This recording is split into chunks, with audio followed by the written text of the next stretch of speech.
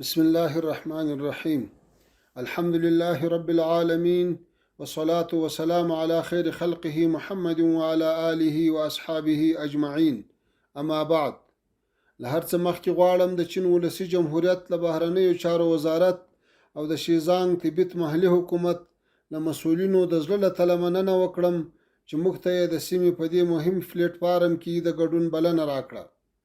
د چین ولسي جمهوریت دولتي سلاکار او د بهرنیو چارو وزیر ښاغلی وانګي، د شیزانګ د محلي حکومت درنو مسؤلینو، د هیوادونو درنو استازو او ګډونوالو. افغانان یو متل لري، وایي غر که هر څو لوړ وي پر سر یې لار وي. د هیمالیا د غرونو لړۍ زموږ او ستاسې د هیوادونو ترمنځ د نړۍ په کچه د غرونو داسې لوړه لړۍ ده چې موږ یې سره جلا کړي یو. خو نن د هیمالیا د غرونو شاوخوا زموږ او ستاسې د هیوادونو شتون د دې لامل شوی چې د شیزانګ په دې ښکلي او د طبیعي ښکلا لرونکي ښار کې راټول شوي یو او د سیمه ییز اتصال، همکاریو او ایکولوژیکي بدلونونو په باب خبرې کوو.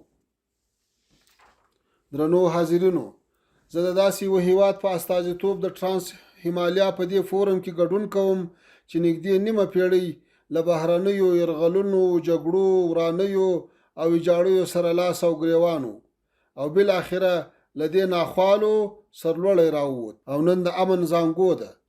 زموږ خلک چې کافي ځپل شوي دي او د اقتصادي اتصال، اقتصادي همکاریو، د خلکو ترمنځ تبادلې او د ایکولوژیکي خوندیتوب بحثونو په اړه یې ډیر فرصت نه دی موندلی. ټرانس هیمالیا سیمه د نفوسو او منابعو له مخې بډایه سیمه ده. د ګډې همکارۍ په نتیجه کې کېدلی شي چې دا سیمه له خپلو طبیعي سرچینو او منابعو پوره استفاده وکړي. د دې سیمې شریکې ګټې په دې سیمه کې په ستراتیژیک ثبات، اوږدمهالې همکارۍ او خپلمنځي باور کې نغښتي دي. زموږ هیله دا ده چې د سیمې ټول هیوادونه په ګډې همکارۍ د سیمې راپېښېدونکو مشکلاتو لپاره د حل معقولې لارې راوباسي. د نړیوال سیاست اوسنی مسیر د سیمه ییزتوب په لور روان دی. د ټرانس هیمالیا سیمه په دې برخه کې لوی ظرفیت لري او دغه فورم د بحثونو لپاره مؤثره وسیله ده. د افغانستان له امنیت او ثبات څخه په استفادې وخت را رسېدلی چې افغانستان د جګړو د میدان په ځای د سیمې د اقتصادي نښلون په مرکز بدل شي. د افغانستان اسلامي امارت په دې برخه کې بیلابیلې پروژې پیل کړي او غواړي چې د سیمې له هیوادونو سره د اقتصادي نښلون په برخه کې د اړیکو پیاوړتیا ته دوام ورکړي. د امنیت او سیمه ییز اتصال ترڅنګ اسلامي امارت غواړي چې په کلتوري او علمي برخو کې هم د سیمې له هیوادونو سره شریکه همکاري ولري. اسلامي امارت کوشش کوي چې د سیمې له هیوادونو هغه تجربې افغانستان ته راوړي چې په آینده کې ترې د پرمختګونو په برخه کې استفاده کېدلی شي. په نوي عصر کې ټول هیوادونه له ځینې داسې نړیوالو ننګونو سره مخ دي چې یو هیواد یې په ځان ته ځان مخه نشي نیولی. د اقلیم بدلون، کورونا وبا او نړیواله اقتصادي بې ثباتي یې څو څرګند مثالونه دي. داسې نړیوال مشکلات نړیوال حل غواړي. د شریکو فرصتونو ترڅنګ د شریکو ننګونو په برخه کې هم د ټرانس هیمالیا په سیمه کې شریکې همکارۍ ته اړتیا ده. د افغانستان اسلامي امارت په دې برخه کې هم د هر ډول سیمه ایز ابتکار ملاتړ کوي او د پوره همکارۍ ډاډ ورکوي. که د افغانستان له اړخه خبره وکړم، له نیکه مرغه موږ وینو چې له اوږدو بې ثباتیو او ناخوالو او د امریکا په مشرۍ تر 20 کلن اشغال وروسته اوس په افغانستان کې داسې یو حکومت رامنځته شوی چې د بهرني سیاست یو اساسي ستنې اقتصاد محوري ده. موږ غواړو د افغانستان ژو اکانومیک موقعیت د افغانستان په محوریت په منطقه کې د اقتصادي همکاریو، تجارت او ترانزیت لپاره وکاروو.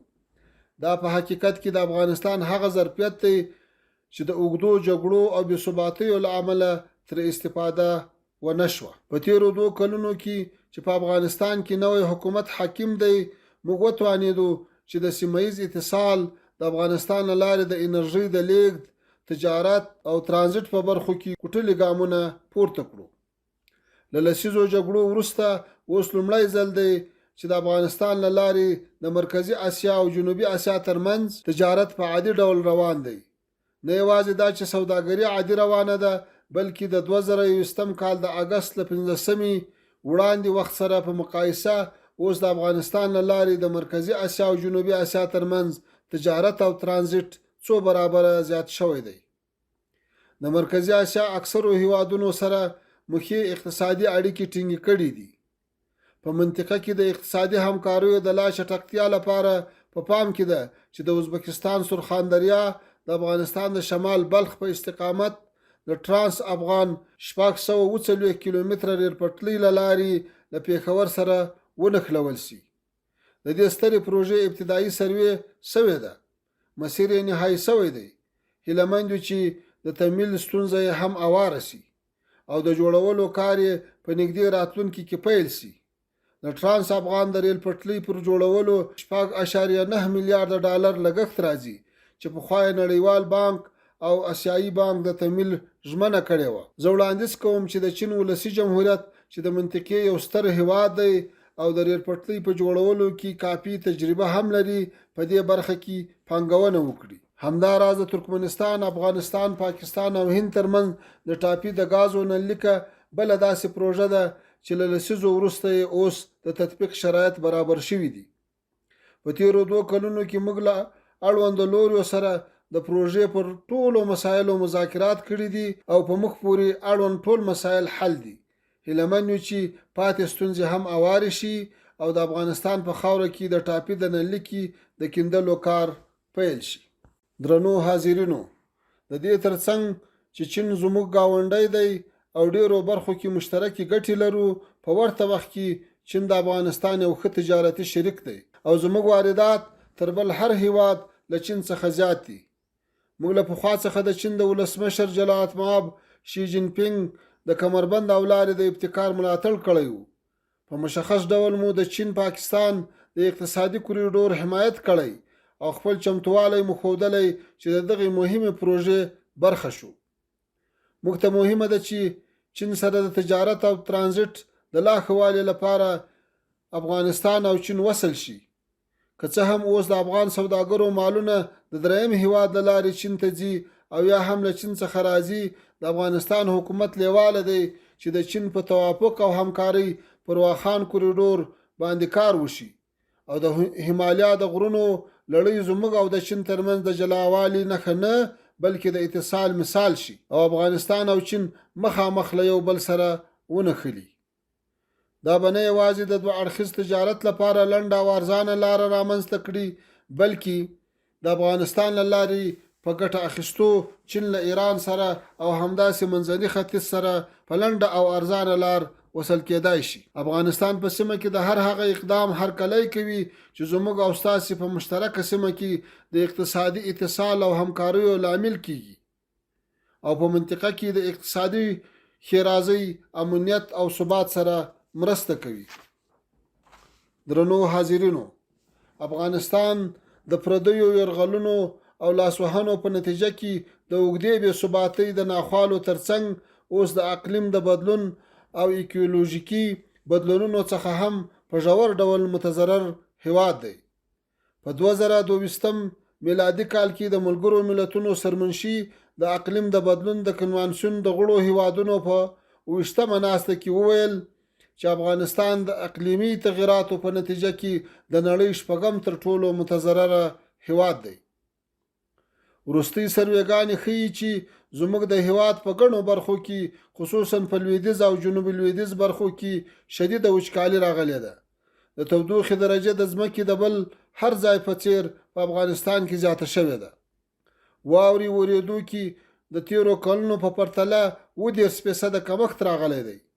پخواني یخچالونه په ویلې کېدو دي. د غیر فصلي بارانونو له امله مو ډېرې کرنې ته مساعد ځمکې تخریب شوي دي.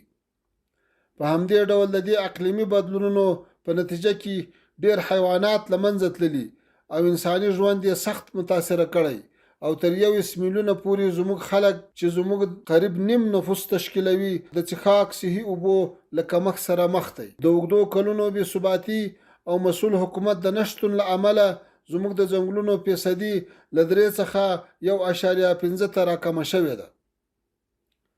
درنو حاضرینو، لکه څنګه چې تاسو پوهیږئ د اقلیم د بدلون ناوړه اغیزې یوازې یوې خاصې سیمې او هیواد پورې محدود نه پاتې کیږي او د دې بدلون له ناوړه پایلو څخه ډیری فقیر او وروسته پاتې هیوادونه متاثر دي. په دې اساس اړتیا ده چې په مشترک ډول د اقلیم د بدلون په تړاو مبارزه وکړو. افغانستان له خپلو محدودو منابعو څخه په ګټه اخیستلو دې مبارزې ته په بشپړ ډول ژمن دی. په پای کې د دې فورم د بریا هیله کوم او له توجه نه مو مننه کوم.